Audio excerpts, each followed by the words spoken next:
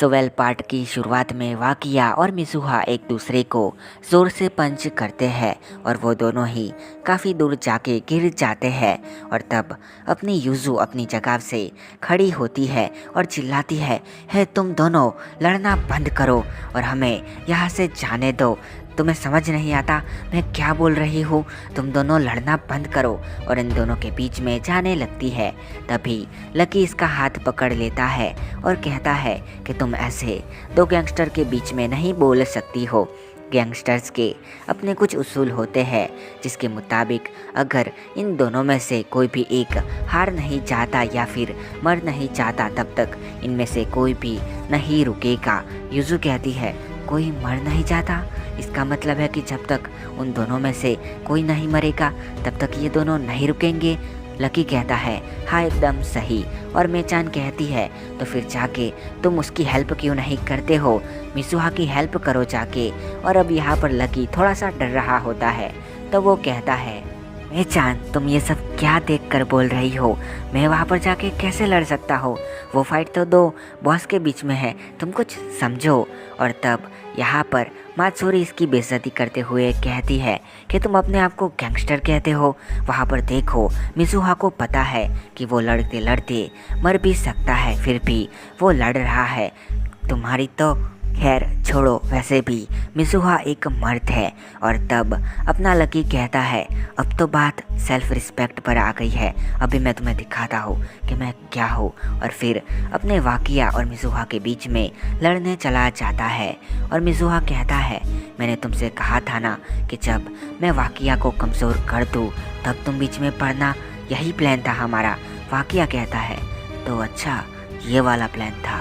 अगर यही तुम्हारा प्लान है तो क्यों ना तुम अपने साथ उस तीसरे वाले बंदे को भी बुला लो, लड़ते हैं। और ये देखकर यूज़ू कहती है हे भगवान ये इंसान है या फिर राक्षस? अभी भी दो लोगों से लड़ रहा है फिर भी वो फुजीवारा को लड़ने के लिए बुला रहा है। और तभी अपना मिजुहा यहाँ पर आके गिरता है और वाकिया लकी के चेहरे पर अच्छे खासे मुक्के बरसा रहा होता है। और तब फुजीवारा कहता है यूज़ू ये रुमाल लो और मेरे कंधे पर बांध दो, मैं जाके उससे लड़ता हो। और यूज़ू इसके कंधे पर रुमाल बांध देती है और फुजीवारा वाकिया के पास जाके लड़ने लगता है। और ये दोनों अब वाकिया पर थोड़े से भारी पड़ रहे होते हैं। और अपनी मेचान मिजुहा से कहती है प्लीज़ अब लड़ने मत जाओ, तुम वैसे भी काफ़ी चोटिल हो गए हो और मैं नहीं चाहती हूँ कि मेरी वजह से कोई और भी मारा जाए। इससे अच्छा तो मैं वहाँ पर जाके उसके हाथों मरना पसंद करूँगी। अगर मेरे मरने से सबकी जान बचती है तो मुझे मर जाने दो। मिजुहा कहता है अगर तुम्हें मरने देना होता मेचान तो मैं तुम्हें वही कॉन्सर्ट में ही मरने देता, पर मुझे तुम्हें बचाना है। मात्सुरी कहती है प्लीज़ मत जाओ, मैं तुम्हें फिर से खोना नहीं चाहती हूँ। मिजुहा कहता है मुझे तो ये भी नहीं पता था कि मुझसे कोई प्यार भी करेगा, लेकिन अब मुझे परवाह नहीं है क्योंकि तुम हो। मेरे मरने के बाद भी अब मेरे पीछे कोई तो रोने वाला है। मुझे इस बात की काफ़ी खुशी है और मैं भी तुमसे बहुत प्यार करता हूँ, लेकिन इस बार मैं तुम्हारे साथ नहीं रह सकता हूँ। अगली लाइफ में मैं तुम्हारे साथ अपनी ज़िंदगी को बिताना चाहूँगा। और अभी के लिए थैंक्स हेल्प करने के लिए और ये सब यूज़ू और मेचान को बताने के लिए। और यहाँ से खड़ा हो जाता है और जो साइड में क्रोबार पड़े होते हैं उन्हें उठा के अपने वाकिया से फाइट करने चला जाता है। और यहाँ पर लकी अपने वाकिया को पैरों पर मारता है पर उसे कोई असर नहीं पड़ता है। और फुजीवारा इसके सर पर जोर से पंच करता है पर अभी भी वाकिया एक इवल की तरह हंस रहा होता है। और इतने में अपना लकी अपने वाकिया के दोनों हाथों को पीछे से पकड़ लेता है और अपना मिजुहा अपने क्रोबार को लेके इसके सर पर मारने जाता है। और तभी अपना वाकिया उछल के इसे किक मारता है, मगर इस बार मिजुहा इसके पैरों पर क्रोबार को घुसा देता है। वाकिया कहता है तुमने वार तो काफ़ी अच्छा किया है, लेकिन तुम्हें इसे मेरे दिल पे मारना चाहिए था। और अपने लकी को दूर फेंक देता है और फुजीवारा के सर पर भी एक ज़ोर से लात मारता है और इतने में वो भी घुटनों पर आ जाता है।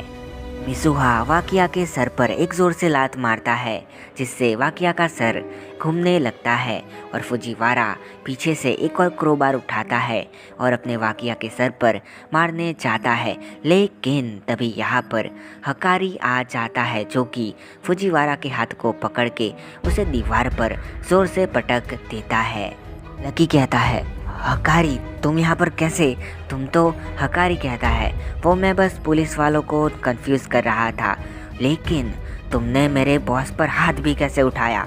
और इसे जोर से पंच करता है, साथ में एक किक मारता है जिससे लकी अपने युजू और मेचान के पास आके गिर जाता है। और मेचान कहती है, अब ये हकारी कौन है? और लकी कहता है कि हकारी मिसुहा के बाद सबसे ताकतवर इंसान है और अब हमारे जीतने का कोई भी चांस नहीं है। और युजू कहती है, पुलिस को कॉल करो। और तभी हकारी फुजीवारा को जोर से सर पर मारते हुए कहता है, कोई भी फ़ायदा नहीं है, यहाँ पर जामर लगे हुए हैं जिसकी वजह से कोई कॉल आ भी नहीं सकता है ना ही जा सकता है। मुझे लगा था कि ऐसा कुछ होगा, इसी वजह से मैंने ये सब कुछ किया है।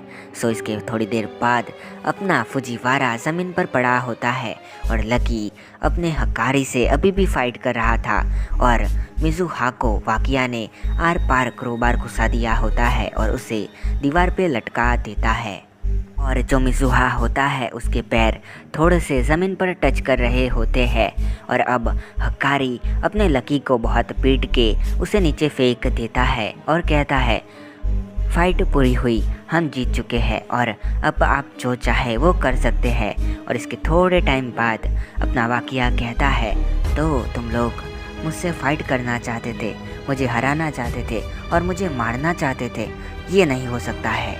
और मेरी प्यारी बहन में जान, अब मैं तुम्हें मारूंगा नहीं, लेकिन युजू के साथ एंजॉय करूंगा और तब तक करूंगा जब तक वो मुझसे अपने जान की भीख नहीं मांगती है और फिर उसके बाद मैं उसे मारूंगा।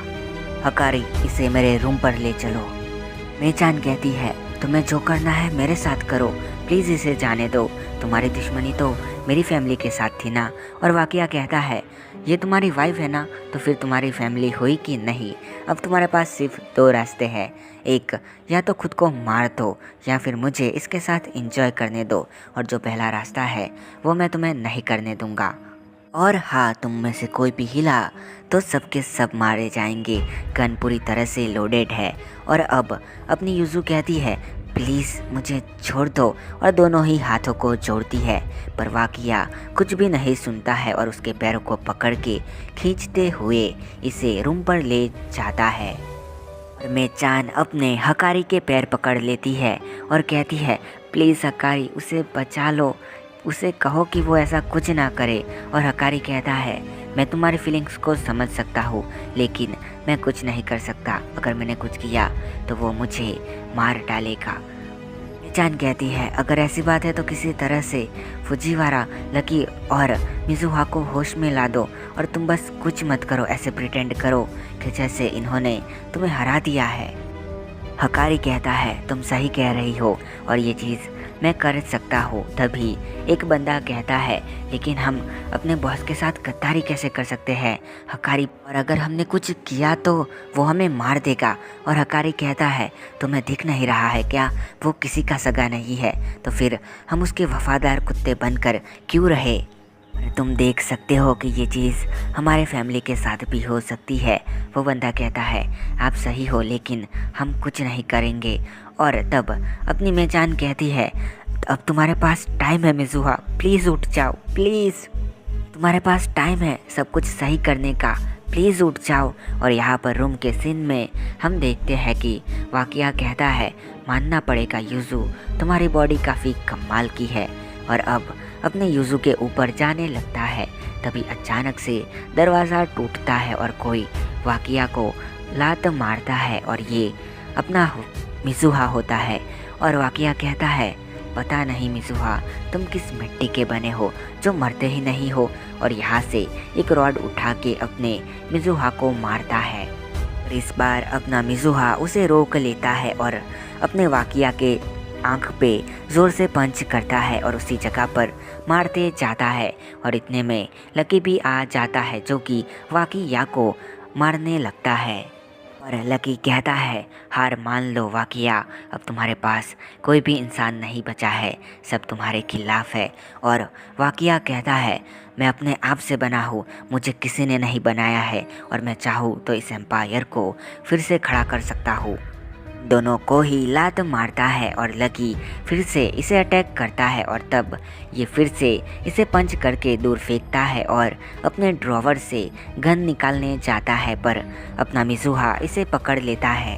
अगर मॉन्स्टर वाकिया कहाँ पर रुकने वाला था, वो गन निकाल देता है और अपने लकी को शूट कर देता है और वो अपने मिज़ुहा को भी शूट करता है, पर मिज़ुहा वहाँ पर नहीं रुकता और लकी के से होकर अपने वाकिया के पास आने लगता है। और इतने में अपने युजू को भी होश आ जाता है और जो युजू होती है वो थोड़ी सी खड़ी होकर अपने वाकिया के ड्रॉवर से दूसरी वाली गन निकालती है और मिज़ुहा कहता है, ऐसा मत करना प्लीज़। और वाकिया को इसके बारे में कुछ पता नहीं होता है और वो अपने मिज़ुहा के ऊपर एक गोली मारते जाता है और अचानक से हम रूम के अंदर से गोली चलने की आवाज़ सुनते हैं। फिर हकारी, दूसरे बंदे और मेचान भी अंदर आते हैं और मेचान देखती है कि युजू के चेहरे पर खून लगा होता है और उसके हाथ में बंदूक होती है। और वो देखते हैं कि नीचे जो मिज़ुहा होता है वो अपने वाकिया के ऊपर पड़ा होता है, जिसके 15 दिन बाद का सीन दिखाया जाता है। और युजू बोल रही होती है कि जब मैंने वाकिया के ऊपर गोली मारी तब उसके सर पे जाके लगी और उसकी सारी नसें फट गई, जिसकी वजह से वो वहीं पर मारा गया। और फिर वहाँ पर पुलिस आई और जो लकी था उसने मेरे हाथों से गन को ले लिया और पुलिस ने उसे पकड़ लिया।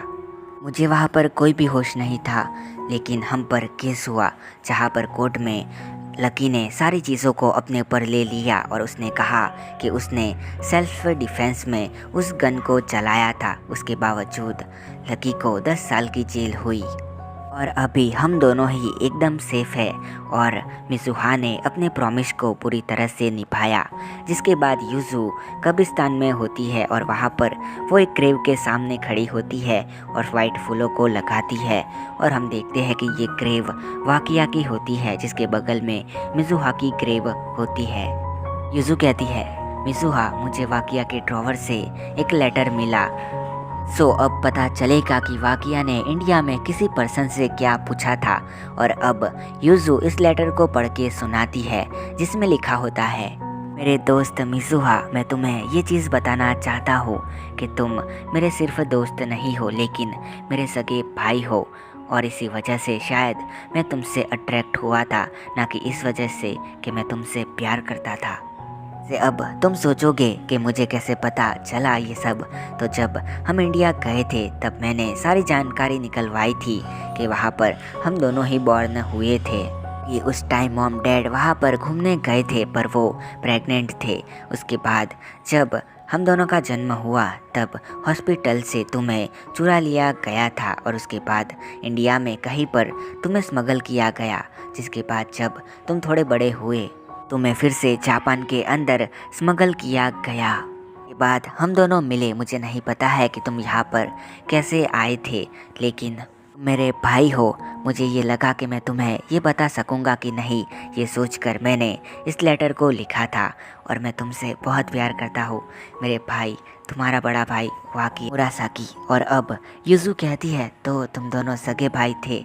और इसके बाद हम आफ्टर लाइफ के रास्ते पर अपने मिज़ुहा और वाकिया को एक दूसरे के हाथों पर हाथ रख के चलते हुए देखते हैं। ये दोनों हेवन के रास्ते पर आके खड़े हो जाते हैं, जिसके एक मंथ बाद का हमें सीन दिखाया जाता है जहाँ पर अपनी मात्सुरी और मेचान बातें कर रहे होते हैं। और लास्ट में मात्सुरी कहती है, मैं सच कह रही हूँ, ये चीज़ फिर से भी हो सकती है। और इतना कहकर वो यहाँ से चली जाती है। फिर अपनी युजू आती है और कहती है, वो क्या कह रही थी? मेचान कहती है, कुछ नहीं, बस वो पूछ रही थी कि वहाँ पर पुलिस कैसे आई। और युजू कहती है, मुझे लगा कि कुछ गलत होगा मेचान, तो मैंने सारा को कॉल करके बता दिया था कि मैं अगर 2 घंटे के अंदर वहाँ पर ना आऊँ या फिर मेरा कॉल ना आए तो तुम मेरे लोकेशन पर कॉर्प्स को भेज देना। ऐसे वहाँ पर पुलिस आई थी और मेचान कहती है तो अच्छा ऐसे पुलिस आई थी। जिसके थोड़े टाइम बाद अपनी मेचान और यूजू कुछ बातें कर रहे होते हैं। पता नहीं कैसे इन दोनों के बीच में कुछ बहस शुरू हो जाती है और मेचान कहती है इस पर साइन करो और यूजू वहाँ पर गुस्से में साइन कर देती है। ये नहीं देखती कि वो क्या है और मेचान कहती है मैं तुम्हें फ़ोटो में भेजती हूँ कि उसमें क्या है और अब यूजू तुम अपनी ज़िंदगी जैसे चाहो वैसे जी सकती हो। यूजू को ये बात समझ नहीं आती है। मेचान बाहर जाती है और तभी अपने यूजू के फ़ोन पे मैसेज आता है फ़ोटो वाला और तभी अपनी यूजू भी बाहर जाती है और वो देखती है कि मेचान का लगेज बाहर होता है और कार वहाँ पर खड़ी थी और मेचान उसके अंदर बैठ जाती है।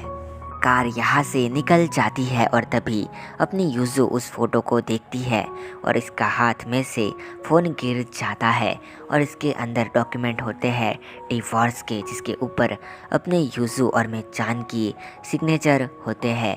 इसके बाद हम देखते हैं कि अपनी जो मेचान होती है वो अपने दद्दू के घर पर आ जाती है। वो अपने गार्ड से कहती है कि यूजू को अंदर आने मत देना और यहाँ पर ग्रैंडपा कहता है ये सब कुछ क्या है। मेचान मेचान कहती है बस आप कोई सवाल मत करना, आपकी उम्र हो गई है और मैं अपने स्कूल को भी संभालना चाहती हूँ। ग्रैंडपा कहता है लेकिन यूजू का क्या। मेचान मेचान कहती है मैंने उसे डिवोर्स दे दिया है ग्रैंडपा। ग्रैंडपा कहता है लेकिन तुम ये क्या बोल रही हो मेचान। मेचान कहती है हाँ मैंने वही किया है दद्दू और अपने कमरे में चली जाती है और दद्दू इसे देखता ही रहता है। जिसके बाद हम अपने यूजू को देखते हैं जो कि कहती है वो आखिरी बार था जब मैंने मेचान को देखा था और इसी लाइन के साथ ये पार्ट यहाँ पर ख़त्म होता है। तो कई लोगों के कुछ सवाल होंगे जिनके जवाब मैं दे देता हूँ। पहला सवाल ये होगा कि मिज़ुहा को अपने मात्सुरी से कैसे प्यार हुआ। तो बता देता हूँ कि अगर कोई तुम्हारे लिए इतना करता है तो सोचो वो तुमसे प्यार करेगा और तुम भी उससे प्यार करने लगोगे। और मिज़ुहा के साथ भी वही हुआ कि मात्सुरी ने उसके लिए इतना कुछ किया, सो उसे उससे अचानक से प्यार हो गया लेकिन वो कुछ कर नहीं सका। उसे मेचान और अपने यूजू को बचाना था। दूसरा सवाल ये होगा कि अपना हकारी इतनी जल्दी कैसे बदल गया। सो हकारी ने रियलाइज़ किया कि जो वाक़या था उसने अपने खास दोस्त यानी मिज़ुहा को मारते हुए भी कुछ भी नहीं सोचा, तो क्या वो आगे जाके ऐसा उसके साथ भी कर सकता है। और इसी ख्याल ने उसकी सारी सोच को बदल दिया और अपने बाकी गैंग मेंबर्स के साथ भी यही चीज़ हुई थी और अपने हकारी ने यूजू और मेचान की हेल्प करी। और तीसरा सवाल ये होगा कि मिज़ुहा कैसे मर गया। तो आंसर क्लियर है कि मैंने बताया था कि उसे काफ़ी चोट लगी है, वो भी दिल के पास, तो उस पर ज़्यादा खतरनाक हमले हुए तो वो मर सकता है और ऐसा ही हुआ था।